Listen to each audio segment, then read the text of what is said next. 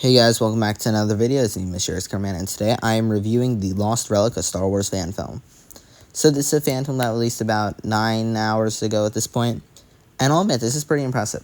I've been doing a lot of recent, released fan films or trailers or things like that the past few weeks. I stopped that for a while. I know I stopped that for a while. I'm back to doing it now. I feel like these short, quick things are fun. Instead of waiting for, the big releases, just searching up fan film every day and seeing the best viewed things in the past 24 hours. I feel like that's always fun. But yeah, I don't know. This fan film was pretty good. It looked pretty visually impressive, and I have a lot to say. Before we get into it, if you haven't already voted for the Fan Film Awards 2023, vote. You have 15 days by this point to do so. We have a lot of good studios in this ranking, in this award ceremony. You really should vote for them. Some of these studios are really impressive. Some of these studios are so good at what they do. So, guys, you gotta vote for these people. They are so impressive. They are so great at what they do. So, vote. Guys, vote for these fan films. All of these deserve it, and there are 24 incredible ones. Vote for the winner. Vote closes December 15th. Besides that, let's jump into it. This fan film is pretty good. I'll admit, this fan film is pretty good. It's a shorter fan film. It's on, the 13-minute end. But it really isn't 13 minutes. I think the actual plot of it is probably, 7-8 minutes. And then, the other stuff is, 2-3 minutes in the credits. But I don't think it's necessarily bad. I think it's just a very interesting creative choice. I do think this has a very creative premise, though. With it being in, the archive of the Lucasfilm things, and they find this lost relic, this lost piece of, this lost, art, this lost, short film, sort of, and they found it.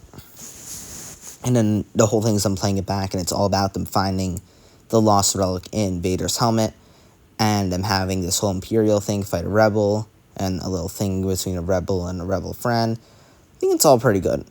Then we got the Kylo Ren tease. I think, overall, the plot is pretty good.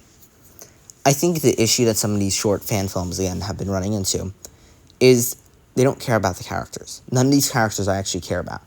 So, again, I care about Vader's helmet getting to the dark side. I don't care about, really, the random girl, because we got one scene with her.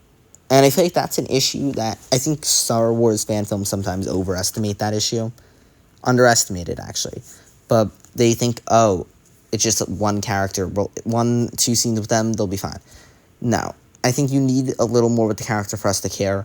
And if they don't really care if we care about the character, if it's more supposed to be a shorter thing, and that's what they're going for, then it's fine. But I feel like a lot of Star Wars fan films are let's make a 20-minute thing and 5 scenes with a character, and the character, and everyone's going to fall in love with them. That's not how it's going to work. It's going to take time. And a lot of it is not going to be easy. It's going to normally take a while for us to actually care about these characters. And I think it's just something that some fan films are going to have to learn. Because this is not, new information. This has been very well known for a while now.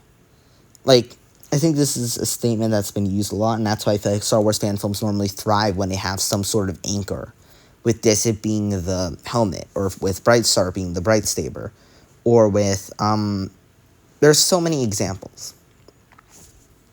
I feel like it just comes down to you really having to dig deep and find what makes this fan film, not necessarily special almost, but what makes, because I'm not going to love these characters, what am I going to feel connected to?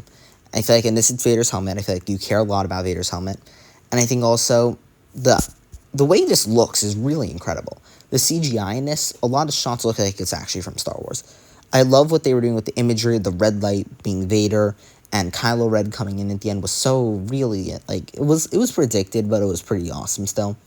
And Darth Vader, his presence, that is something so impressive. The presence of Vader in this is so, it feels like in films when they have, the presence of death almost. When they're oh, death is right there, and you feel that presence. That's what I feel here. I feel like you feel Vader's presence throughout the whole thing, and I feel like that's what is really so good about it.